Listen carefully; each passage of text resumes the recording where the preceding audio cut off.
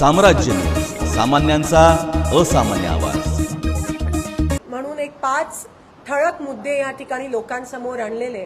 माझं वचननामा होतं, ते वचनपत्र होतं आणि त्याच्यात 5 ठळक मुद्दे सोलापूर जिल्ह्यासाठी मी अनाउन्स केलेले, सोलापूर लोकसभेसाठी।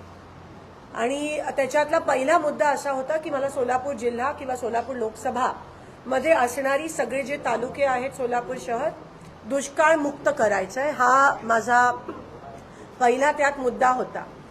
आणि आज जवळजवळ 6-7 महिने झालेत रिझल्ट येऊन। माझ्या वचनपूर्तीच्या दिशेने मी आज पहिलं पाऊल घेत आहे आणि हा जो आनंद आहे तो मला तुमच्या सोबत शेअर करायचा होता, तुम्हालाही सांगायचा होता, म्हणून आज ही प्रेस कॉन्फरन्स त्या ठिकाणी बोलवली। आमचे सगळं कागदावर नसतं, पण खरं आम्ही ते अस्तित्वात आणतो, प्रॅक्टिकली आम्ही ते करत असतो आणि ते मला आज तुम्हाला सांगायचं होतं।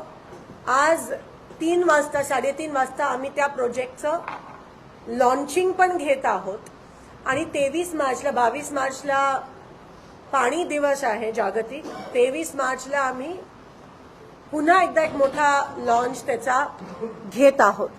हे जे प्रोजेक्ट आहे ते मी त्याच्याबद्दल मी तुम्हाला नीट पुढे सांगेनच।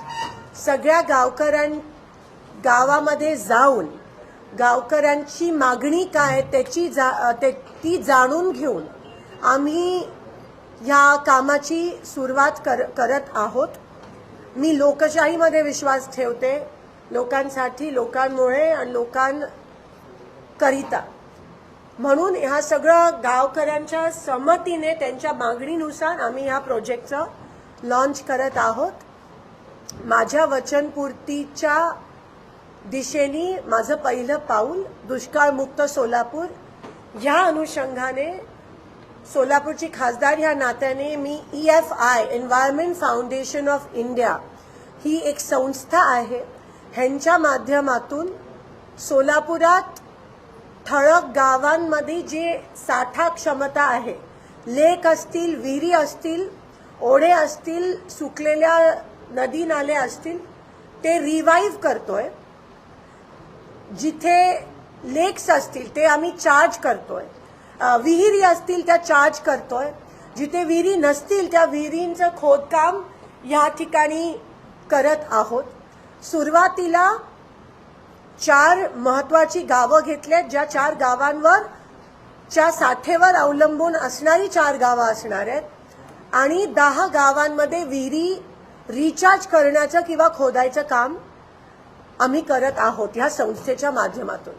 शासनाकडून एकही पैसा न घेता कॉर्पोरेट सोशल रिस्पॉन्सिबिलिटी CSRच्या माध्यमातून ही सगळी कामं सुरू होणार आहेत। हे 25-26 ची कामाची यादी मी तुम्हाला दाखवते। 26-27 ला नवीन कामं, 27-28 नवीन कामं, 28-29 ला नवीन कामं, 5 वर्ष कंटिन्युअसली ही कामं होणार आहेत। आणि